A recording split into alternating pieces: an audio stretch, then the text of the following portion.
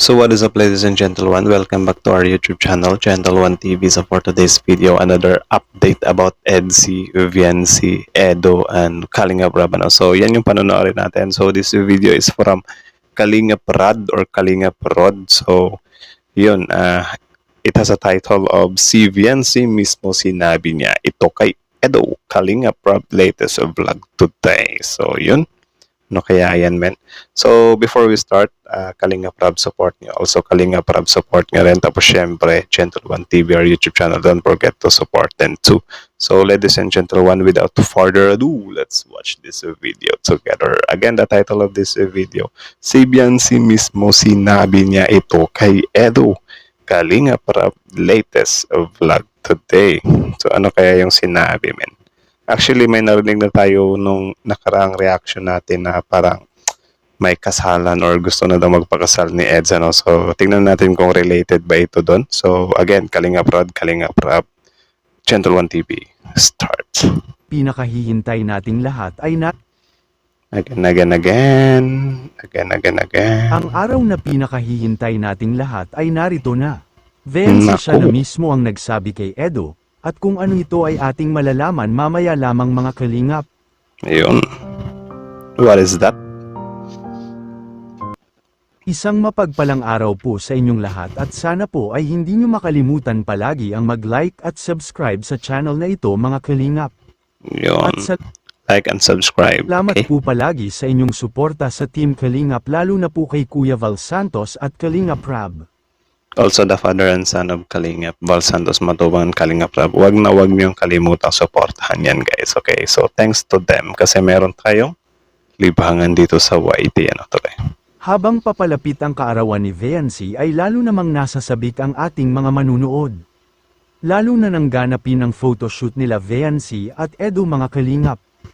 At talaga namang kitang-kita ang kanyang kagandahan at kaya naman kahit si Edo na lagi na niya itong nakikita ngunit sa pagkakataon na ito ay para talagang naninibago siya sa ganda ni Vance dahil nga naman sa ganda niya na talagang nakakabighani.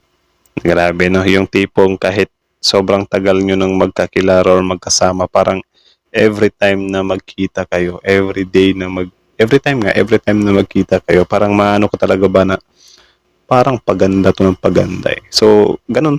Ibang aura din kasi meron si Vance, men. Sobrang ganda niya talaga, men. Tara.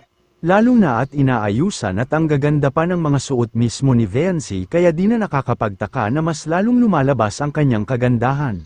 Yan din. Kaya naman ay halos hindi na makapaghintay si Edo at gusto na sana niya na nasa tamang edad na sana si Vance upang maging legal na kung ito man ay maging sila na mga kalingap. Upang ang lahat ay wala nang magiging sagabal kapag nasa tamang edad na nga si Vance. At sa kabila naman nito ay si Vance ay mayroon din siyang mga pangarap sa buhay at ayaw niya na umaasa na lang lagi sa Team Kalingap at sa mga nag-sponsor sa kanya. So, yun. Grabe din pala, no? Mapangarap din pala itong si Vance, men. Goods yun. Kasi ano na hindi na tayo gaya nung dati na kung lalaki-lalaki lang. Dapat ngayon kasi praktikalan na, babait lalaki na yung magtatrabaho.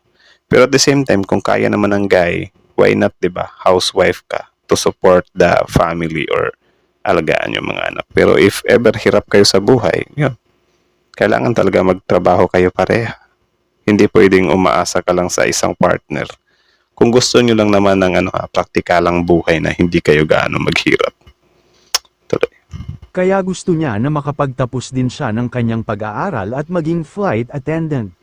Yun. Kaya para kay Edo ay kinakailangan na maghintay talaga siya mga kalingap. At yun, Flight attendant, ano bang height ni Vance? Kasi sa pagkakaalam ko yung flight attendant meron silang height requirement eh. Sa beauty, of course, pasado na si Vance doon kasi maganda naman talaga siya, no? Pero sa height, di ko lang sure. Pero I think papasok din naman siya eh. naman lagi ang sinasabi ni Edo na nakahanda siya na maghintay kay Vance mga kalingap. Yun. Ngunit ang sabi pa nga ni Vance kay Edo na kung makakapaghintay pa kaya siya ang sabi mismo ni Vance kay Edo mga kalingap.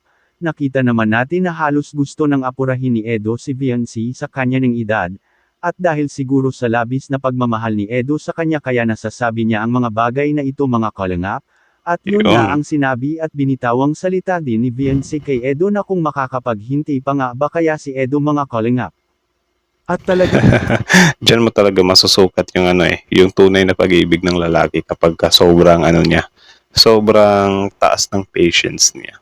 'Di ba sa liligawan niya. Ako ano, eh, hindi mataas yung patience ko. Dati kapag ka manligaw ako, kapag ka matagal wala. Chains girl. Ganunan eh, no?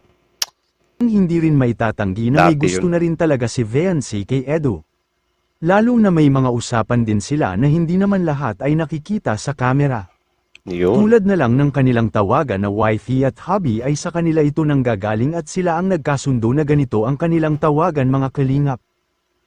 Okay, so parang dinala nila. So I think ano din, baka magjowa na din sila sa totoong buhay. Ganun. Do you think pa? At kung ating matatandaan na sinabi ni Edo kay Viancy na gusto na nga daw sana na makapag-asawa na si Edo. At tandaan natin na ito ay Yan din. sinabi mismo ni Edo kay Viancy, at sa kabila nito ay sinabi naman ni Viancy kay Kalingap Rab kung ating matatandaan mga kalingap, at ang nalalapit na kaarawan ni Viancy ay pinaghahandaan na. At ang naganap na photoshoot ni Edo at Viancy ay sobrang napakaganda. At ito ay nakita na natin mismo mga kalingap. Ano po ang inyong masasabi tungkol dito mga kalingap? At muli marami pong salamat. Ang araw na pinakahihintay natin. So, ayun lang naman. So, again, ladies and gentlemen, ang video yun ay mula kay Kalingap Rod, or ano bang pagbasa niyan. Tapos, yun, support niyo yan. Original video link in the description box below. Subscribe niyo siya, panoorin niyo rin yung mga videos niya.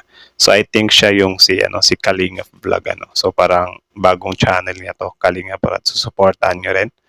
So, yun. Also, Kalingap Rap, don't forget to support him too. Bal Santos Matubang. Tapos, syempre, ang inyong lingkod, ladies and gentlemen, TV. So, like, comment, share, subscribe.